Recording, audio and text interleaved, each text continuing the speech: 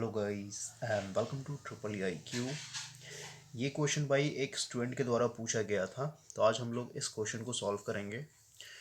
Question बोल रहा है आपके पास दो सर्किट है और दोनों सर्किट को जब आप इंडिविजुअली देख रहे हैं तो दोनों का जो इम्पिडेंस है भाई वो सेम है आपका, ठीक है।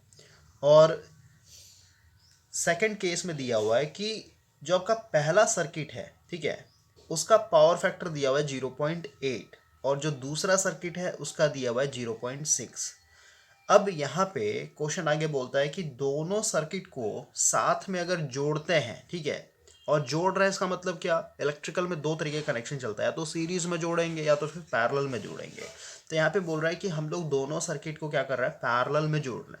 तो पैरेलल में जोड़ने के बाद नेट जो पावर फैक्टर होगा, ठीक है, दोनों सर्किट को पैरेलल में जोड़ने के बाद जो नेट पावर फैक्टर होगा वो आपको बताना है।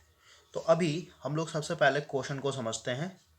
केस वन में यहाँ पे मान लेते हैं मेरे पास एक सर्किट है, और क्योंकि यहाँ पे अगर पावर फैक्टर देखें, यहाँ पे लिखता हूँ सर्किट वन के लिए हम लोग एनालाइज कर रहे हैं और इधर डाल देते हैं हम लोग सर्किट टू। तो सर्किट वन का यहाँ पे पावर फैक्टर दिया हुआ है कॉस फाइव वन दिया हुआ है 0.8। अब यहाँ पे लैगिंग है या लीडिंग है ये नहीं दिया हुआ है, तो सीधी सी बात है हम लोग यहाँ पे प्रैक्टिकल केस का सिनेरियो लेकर चलेंगे, यानी लैगिंग मान के चलेंगे, क्योंकि ज़्यादातर लोड क्या होता है, लैगिंग है, क्योंकि हम लोग इंडक्शन मोटर यूज़ करते हैं, है ना। तो इसको हम लोग लैगिंग मान के चल रहे हैं। और सेकेंड सर्किट के लिए यहाँ पे पावर फैक्टर दिया हुआ है कॉस फाइव टू, ये दिया हुआ है आपका 0.6, ये भी हम लोग लैगिंग मान के चलते हैं। अब देखिए दोनों के लिए बोला है इम्पिडेंस आपका सेम है, ठीक है, दोनों का जो ओमिक इम्पिडेंस है वो क्या है, सेम है। तो मान लेते हैं इसका जो इम्पिडेंस है Z1 है, तो Z1 क्या हो जाएगा, Z एंगल हो जाएगा आपका फाइव वन, है ना। और इसके लिए अगर देखें तो मान लेते हैं Z2, ये भी आपका Z एंगल यहाँ पे हो जाएगा फाइव टू। दोनों के लिए एंगल अलग अलग क्यों लिख रहा हूँ, क्योंकि भाई पावर फैक्टर दोनों का अलग अलग है। जैसे अगर मैं एंगल की बात करूँ, यहाँ पे हम लोग फाई का वैल्यू निकाल सकते हैं। कैसे निकालेंगे समझिए, अगर मैं यहाँ पे लिखूँ फाइव वन इक्वल टू क्या हो जाएगा, कॉस इनवर्स 0.8, और कॉस इनवर्स 0.8 करेंगे आप, ये आ जाएगा 36.86, यानी फाइव वन का वैल्यू आ गया 36.86। क्लियर।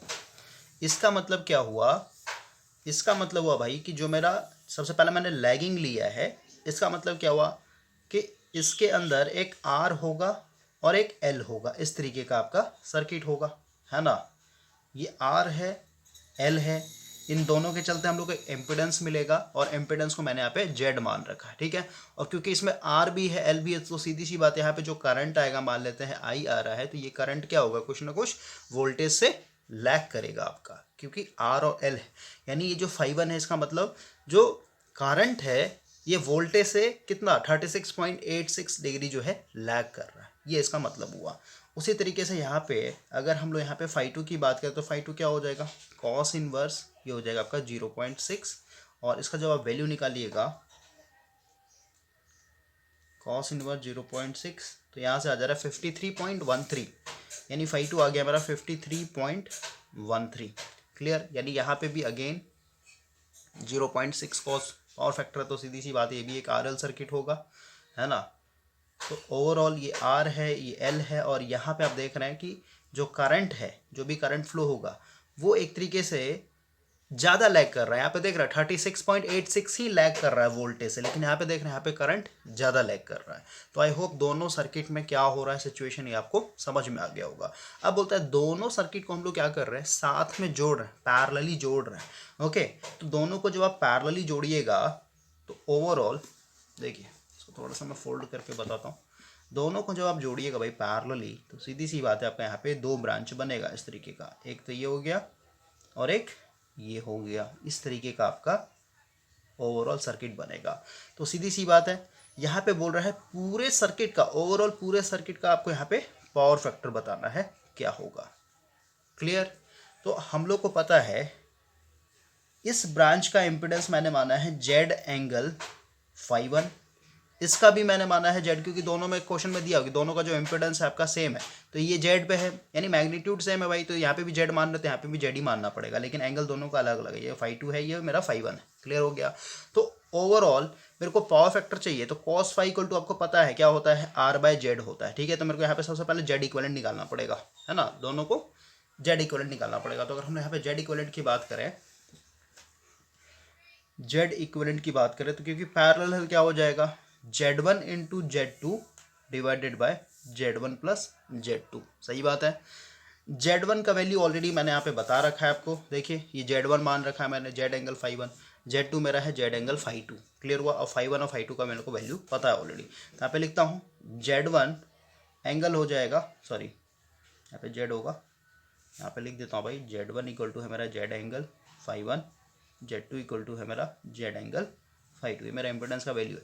तो क्या हो जाएगा, z एंगल φ1 इंटू ये हो जाएगा z एंगल φ2 डिवाइडेड बाई ये क्या हो जाएगा, z angle φ1 plus z angle φ2। अब देखिए नीचे में जोड़ना है तो हम लोग हमेशा ऐड करेंगे तो किस में लेकर के चलते हैं, कॉम्प्लेक्स फॉर्म में लेकर के चलते हैं भाई। ठीक है, और ऊपर में मल्टीप्लिकेशन है तो मल्टीप्लिकेशन हो या फिर डिवीजन हो, उसके लिए हम लोग हमेशा पोलर फॉर्म चलते हैं। तो इसको अगर ऊपर में मल्टीप्लाई करूंगा तो क्या हो जाएगा, z इंटू जेड और एंगल क्या हो जाएगा, जुड़ जाएगा भाई, φ1 प्लस φ2 हो जाएगा, कोई दिक्कत नहीं।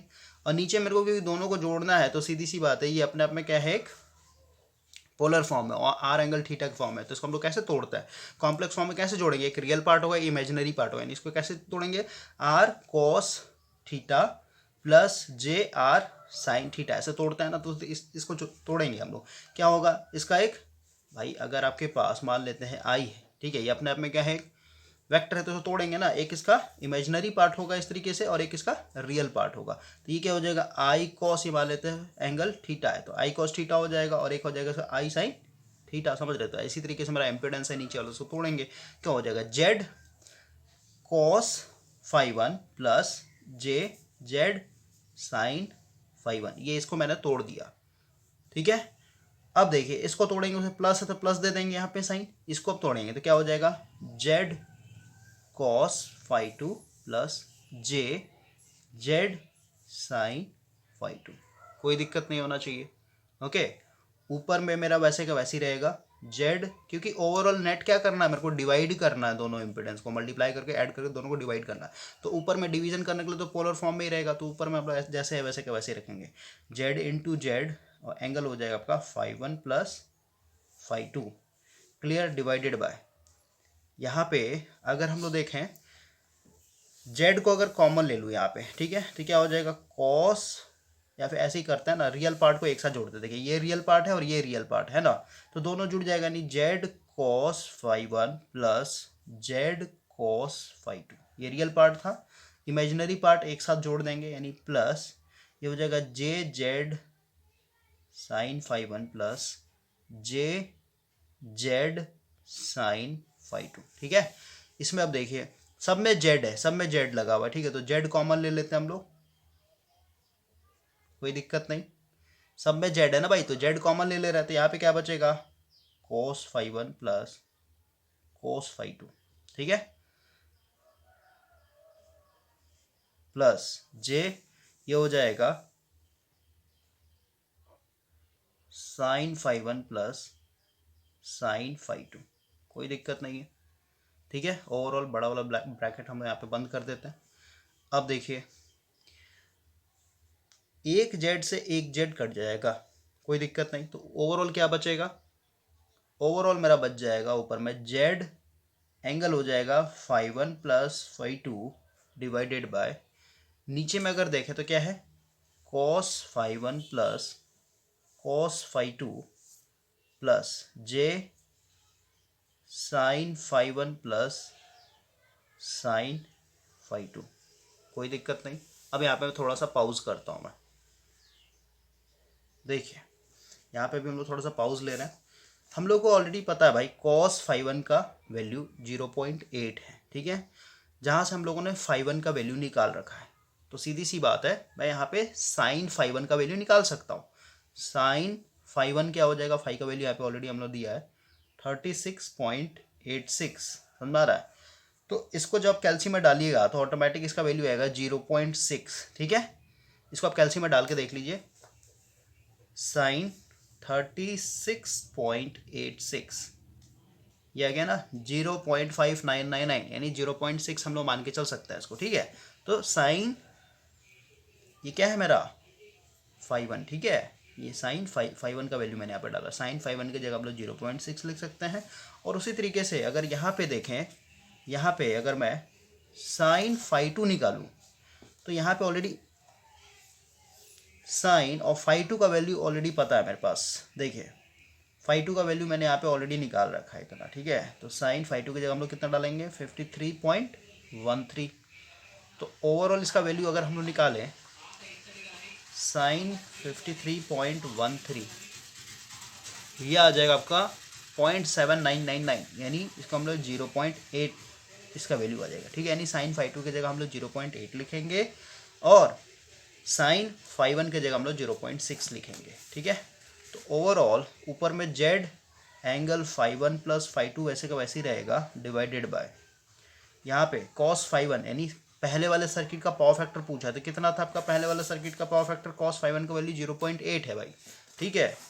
यानी यहाँ पे हो जाएगा 0.8 प्लस 5.2 का वैल्यू कितना था 0.6 प्लस जे इसका वैल्यू कितना है, साइन 5.1 का भी वैल्यू हम लोग निकाला 0.6 प्लस साइन 5.2 का वैल्यू अभी हम लोग निकाला 0.8, ठीक है। तो ओवरऑल अगर मैं थोड़ा सा न्यू पेज लूँ यहाँ पे, तो ओवरऑल आ जाएगा आपका जेड इक्वलेंट आप निकाल रहे हैं यहाँ पे, Z angle 5.1 plus 5.2 divided by, इसको जो आप जोड़िएगा तो कितना हो जाएगा 1.4 हो जाएगा, प्लस जे इसको जोड़िएगा तो ये भी आपका 1.4 हो जाएगा, कोई दिक्कत नहीं।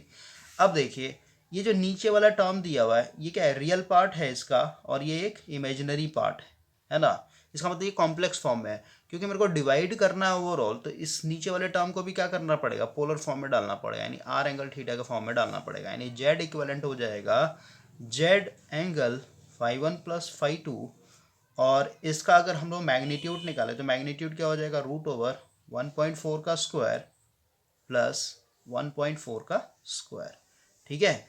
और एंगल भी आएगा तो एंगल क्या हो जाएगा टेन इनवर्स, ये होता है इमेजिनरी पार्ट, तो इमेजिनरी पार्ट कितना है 1.4 डिवाइडेड बाय रियल पार्ट यानी 1.4, क्लियर। तो ओवरऑल मेरा आ जाएगा यहाँ पे Z angle 5.1 plus 5.2 divided by, इसका अगर मैग्नीट्यूड की बात करें तो रूट ओवर 1.4 का स्क्वायर प्लस 1.4 का स्क्वायर, ये आ गया एक तरीके से 1.97 भाई, ठीक है। यानी इसको मैं 1.98 मान सकता हूँ, और इसका जब आप वैल्यू यानी कट के 1 आएगा टेन इनवर्स 1, यानी कितना हो जाएगा एंगल 45 हो जाएगा, क्लियर।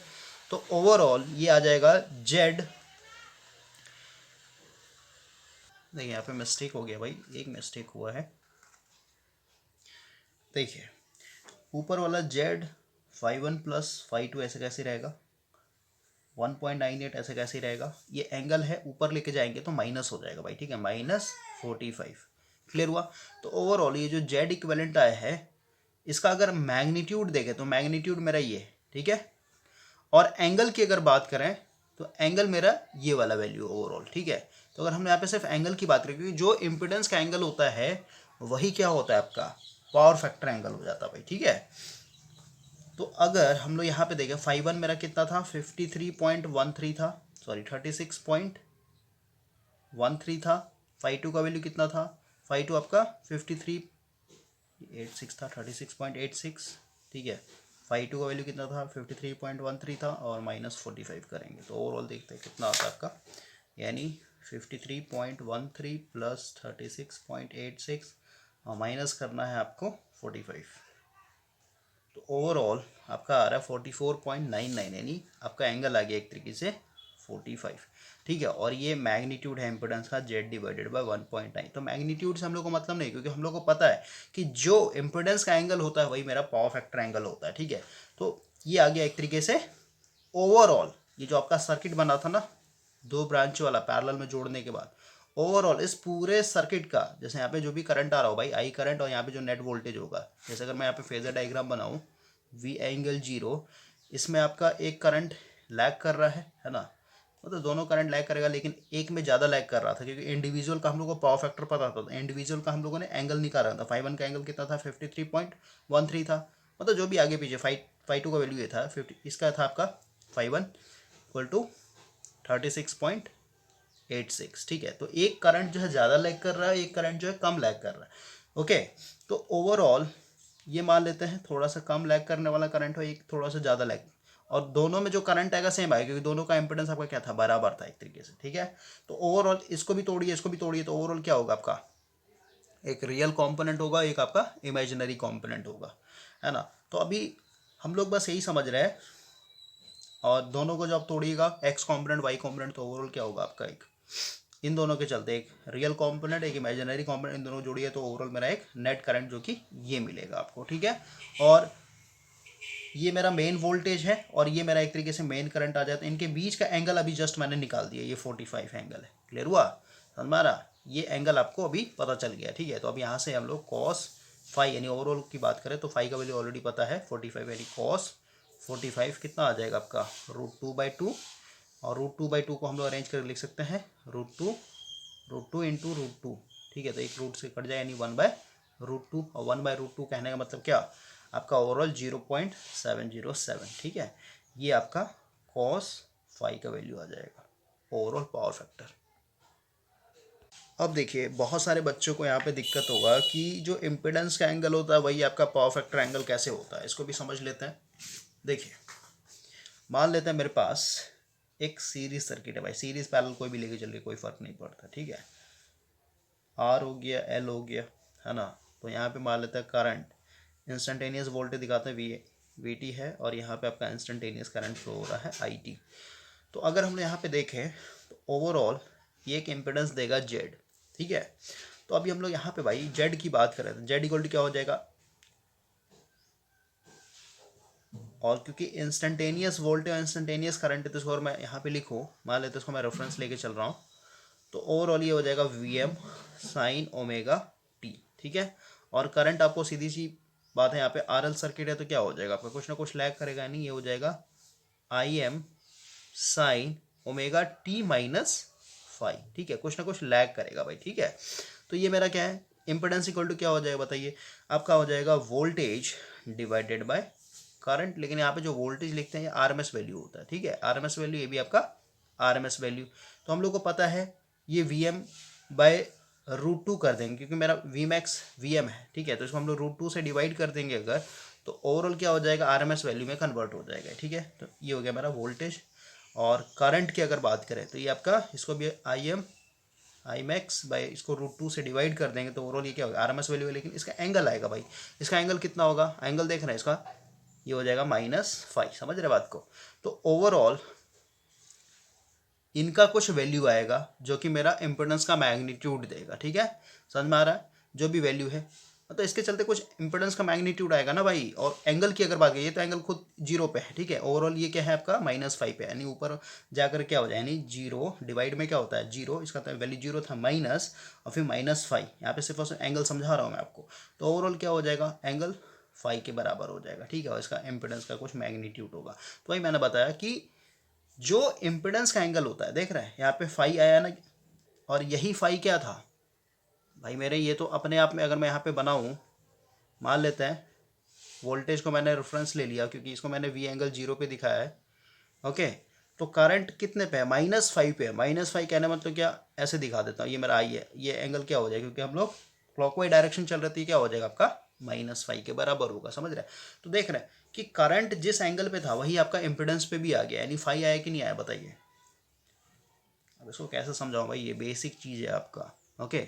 यानी जो इम्पिडेंस का एंगल होगा वही एंगल जो होता है पावर फैक्टर एंगल हो जाता है, ओके। वोल्टेज और करंट में देखिए ये 0 पे है, ये -5 पे है, ठीक है, इसलिए वोल्टेज और करंट के बीच में आपका 5 आ रहा है एंगल, और वही इम्पिडेंस का भी एंगल आ रहा है, ठीक है। तो इसमें आपको दिक्कत नहीं होना चाहिए। अब देखिए इसी क्वेश्चन को हम लोग आगे कंटिन्यू करते हैं। अब यहाँ पे क्वेश्चन आता है, ये जो आपने नेट पावर फैक्टर बताया है, यानी दोनों इंडिविजुअल सर्किट को जब आप पैरेलल में जोड़ रहे हैं तो उसके बाद आपका जो नेट पावर फैक्टर आ रहा है ये आ रहा है 0.707। अब यहाँ पे आता है कि ये लीड होगा या लैग होगा, है ना, ये भी क्वेश्चन आएगा आपका। तो ओवरऑल यहाँ पे आप फेजर डायग्राम बनाइए, ये आर है, एल है, ये दूसरे ब्रांच का आर और एल हो गया, ठीक है। तो सीधी सी बात है, पैरेलल सर्किट है तो वोल्टेज को मैं रेफरेंस लेता हूँ वी एंगल 0, आपको पता है इंपेडेंस दोनों का सेम है, तो सीधी सी बात है करंट आपका क्या आएगा, ओवरऑल सेम आएगा। ओके, लेकिन एक करंट जो मान लेते हैं यहाँ पे करंट आ रहा है आई, इसमें आ रहा है, इसको I1 दिखा देते हैं, इसको हम लोग I2 दिखा देते हैं, ठीक है। तो I1 जो होगा, क्योंकि हम लोग ऑलरेडी निकाल रखा है φ1 और φ2, एक का जो एंगल था वो ज़्यादा था 53.13 था और एक का था आपका 36.86, ठीक है। यानी एक करंट ज़्यादा लैग करेगा, दूसरा करंट कम लैग करेगा। तो ओवरऑल यहाँ पे थोड़ा सा ये दिखा देता है I1 यानी कम लैग कर रहा है एक तरीके से। ओके, ये एंगल है आपका 36.86 और दूसरा वाला जो है थोड़ा ज़्यादा लैग करेगा, ठीक है, लेकिन दोनों का मैग्नीट्यूड सेम है। ओके, तो ओवरऑल देखिए ये अपने आप में एक वेक्टर है, ये अपने आप में वेक्टर, तो दोनों को क्या करेंगे हम लोग, एक्स कॉम्पोनेंट तोड़ देंगे, वाई कॉम्पोनेंट तोड़ देंगे और दोनों का एक्स एक्स कॉम्पोनेंट जुड़ जाएगा और दोनों का वाई वाई कॉम्पोनेंट जुड़ जाएगा, ठीक है। तो ओवरऑल मेरे को क्या मिलेगा, एक ओवरऑल एक्स कॉम्पोनेंट मिलेगा और एक ओवरऑल वाई कॉम्पोनेंट मिलेगा। तो इन दोनों का रिजल्टेंट आप देखिएगा, तो ओवरऑल ये मेरा नेट करंट होगा ये वाला, ठीक है। सप्लाई करंट बोलिए फिर लाइन करंट बोलिए, ठीक है। तो अगेन देखिए ओवरऑल जो करंट है वो भी क्या कर रहा है, वोल्टेज से लैग ही कर रहा है आपका, ठीक है, यानी आपका ओवरऑल लैगिंग ही होगा एक तरीके से पावर फैक्टर। क्लियर हुआ।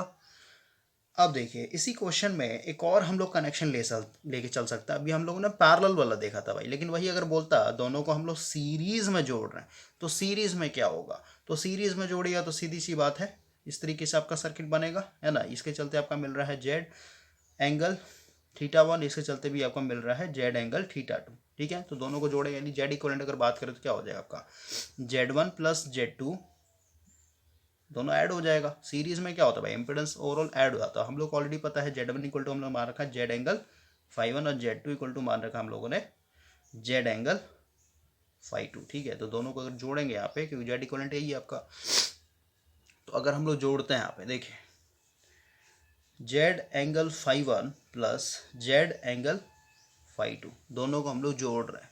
तो जोड़ना है इसका मतलब क्या है, इसको अगेन हम लोग को कॉम्प्लेक्स फॉर्म में लाना पड़ेगा। इसका मतलब क्या हुआ, इसको पहले हम लोग जेड कॉस φ1 इसका रियल पार्ट हो गया, फिर इसका एक इमेजिनरी पार्ट होगा जेड साइन φ1, फिर दूसरा क्या हो जाएगा प्लस, ये हो जाएगा Z cos φ2 plus J Z sine φ2, ठीक है।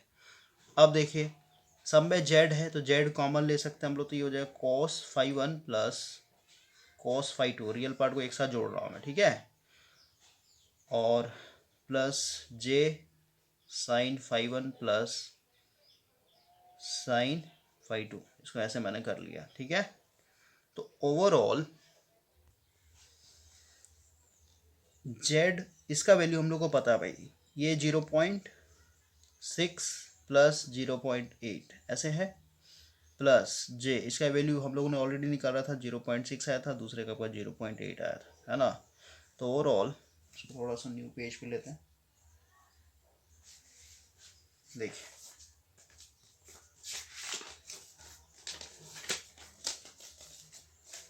ओवरऑल इसको आप जब जोड़िएगा तो जेड इक्वल टू कितना हो जाएगा, सॉरी जेड इक्वल टू कितना हो जाएगा, ये हो जाएगा जेड, ये हो जाएगा 1.4 प्लस जे 1.4, ठीक है। यहाँ से आ जाएगा जेड को ब्रैकेट के अंदर ले लेते हैं, यानी Z into 1.4 plus J Z into 1.4, clear हुआ, ठीक है। ये मेरा आप लिख सकते हैं क्योंकि कॉम्प्लेक्स फॉर्म है, तो कॉम्प्लेक्स फॉर्म में इम्पीडेंस कैसे लिखते हैं, आर प्लस जे एक्स लिखते हैं ना। तो ये क्या हो गया, एक तरीके से रियल पार्ट हुआ और ये मेरा एक तरीके से इमेजिनरी पार्ट हुआ, ठीक है। तो कॉस फाई इक्वल टू होता है मेरा आर बाय जेड, तो आर की जगह क्या हो जाएगा, ये मेरा एक तरीके से आर है, समझ में आ रहा है भाई, यही तो मेरा आर है। तो क्या हो जाएगा जेड इंटू 1.4 डिवाइडेड बाय, ये जेड है, जेड मतलब क्या, ये अपने आप में कॉम्प्लेक्स फॉर्म है, तो उसको क्या करेंगे हम लोग पोलर फॉर्म में लाएंगे क्योंकि डिवाइड डालना है हम लोग। तो ओवरऑल क्या हो जाएगा रूट ओवर 1.4 इंटू जेड का स्क्वायर प्लस जेड इंटू 1.4 का स्क्वायर, ठीक है। क्वेश्चन इसका मैग्नीट्यूड निकाल दिया भाई, ठीक है, क्लियर। तो ओवरऑल इसको अगर हम लोग देखें जेड इंटू 1.4 ऐसे कैसे रहने देते हैं ऊपर वाले को, इसको अगर हम लोग देखें तो देखिए पहले 1.4 का स्क्वायर करते हैं, कितना आता है।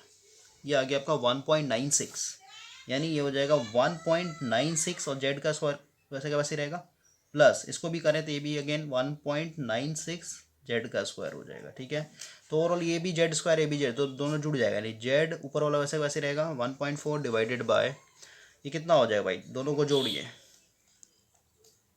ये हो जाएगा रूट ओवर 3.92 और जेड स्क्वायर वैसे का वैसे रहेगा, तो जेड स्क्वायर और रूट के अंदर तो बाहर आ जाएगा, नहीं Z 1.4 divided by Z square बाहर आ जाएगा और रूट हो जाएगा 3.92 का, तो एक जेड सी खत्म हो जाएगा, तो अब बचा क्या 1.4 डिवाइडेड बाई रूट 3.92। ये क्या चल रहा है, cos फाई चल रहा है आपका, आर बाई जेड कर रहा है अभी हम लोग।